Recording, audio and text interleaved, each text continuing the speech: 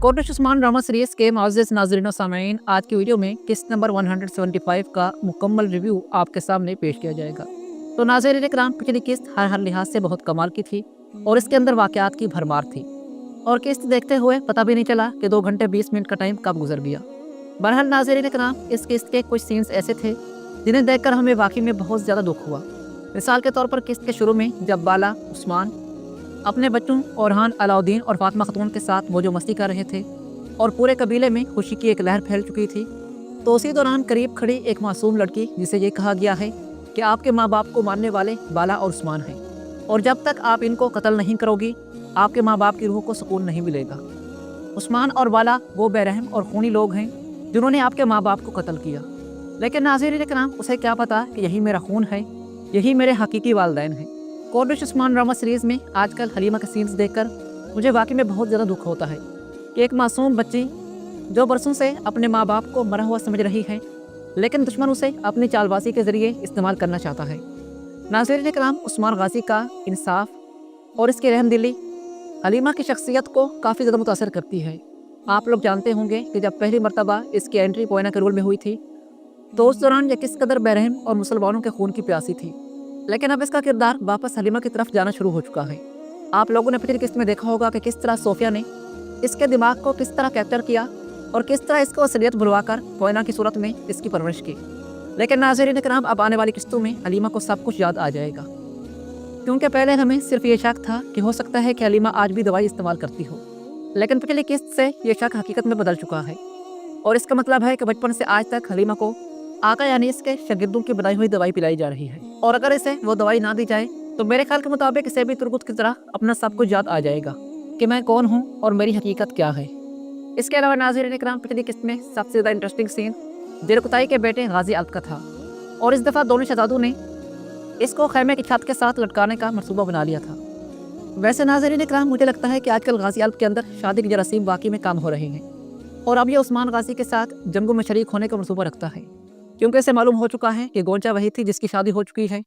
अब जबकि आयशा है तो ये अभी छोटी है, इसीलिए मुझे एक मजबूत ताकतवर जंगजू बनना चाहिए, उसके बाद शादी भी हो जाएगी। वैसे नाज़रीन इकराम, बामसी बे ने हमें गिफ्ट के तौर पर जरकुताई दिया था और अब जरकुताई हमें गाजी अल्प दे रहा है। पिछली किस्त में बुरान और जरकुताई ने बहुत अच्छा कारनामा सर अंजाम दिया और जैसा कि मैंने किस्त के आने से पहले ही आपको बता दिया था कि उस्मान बे अपनी खुफिया चाल के ज़रिए दीवारों के नीचे बारूद की एक बड़ी मिकदार रखेंगे, लेकिन लुकास का ख्याल ये होगा कि मंजरीके तो दीवारों को कुछ नहीं बिगाड़ सकती, इसीलिए उस्मान को ना चाहते हुए भी दरवाजे की तरफ आना पड़ेगा।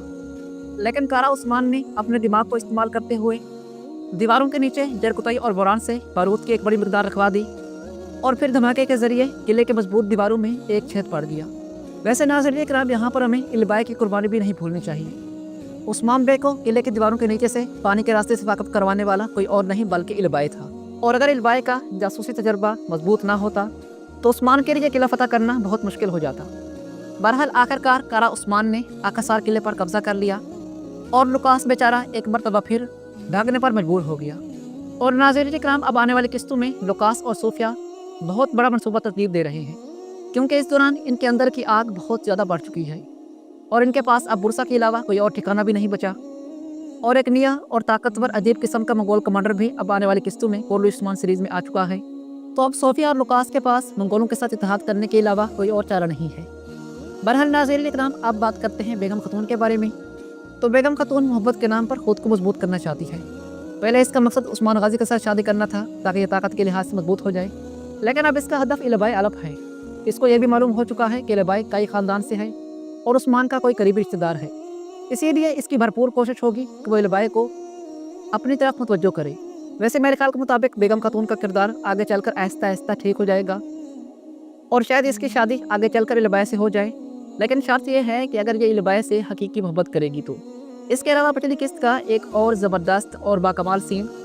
जिसे देखकर हमें हज़रत उमर फ़ारूक रज़ी अल्लाह ताला अन्हो का दौर हुकूमत याद आ गया। नाज़रीन इकराम, सल्तनत उस्मानिया का सुल्तान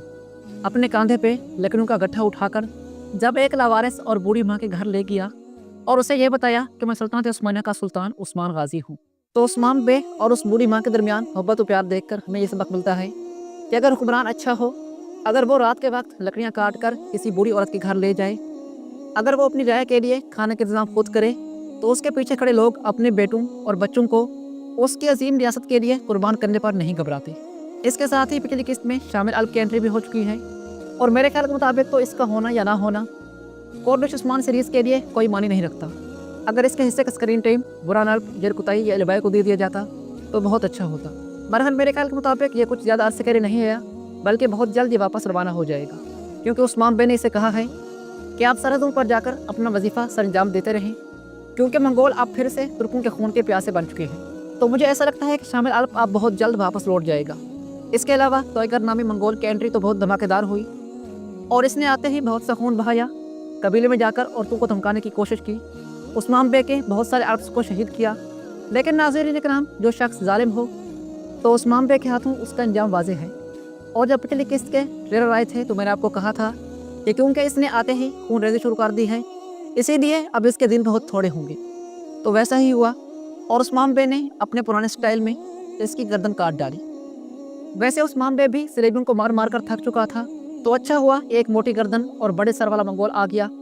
और उस्मान ने एक ज़बरदस्त स्टाइल में उसकी गर्दन काट डाली। और नाज़रीन इकराम, आप पिछली किस्त का आखिरी सीन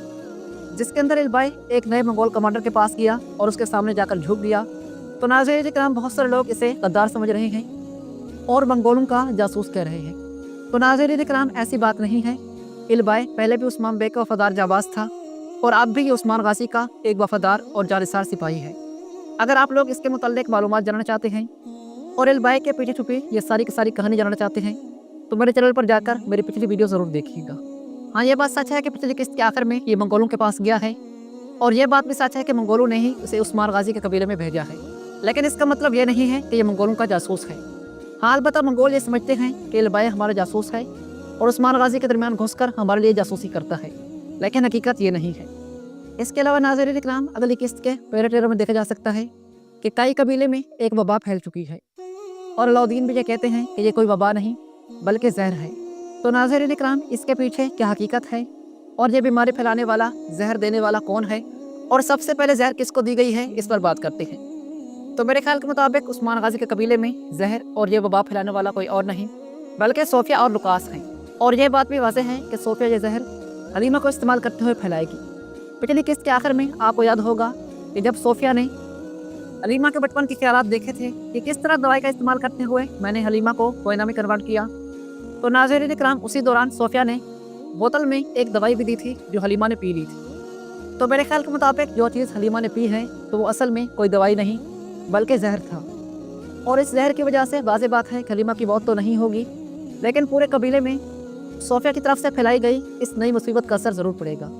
बहरहाल नाज़रीन इकराम, ये तो थी मेरी आज की वीडियो। आपको वीडियो कैसी लगी मुझे कमेंट्स में ज़रूर बताइएगा। मेरी वीडियो देखने का बहुत शुक्रिया।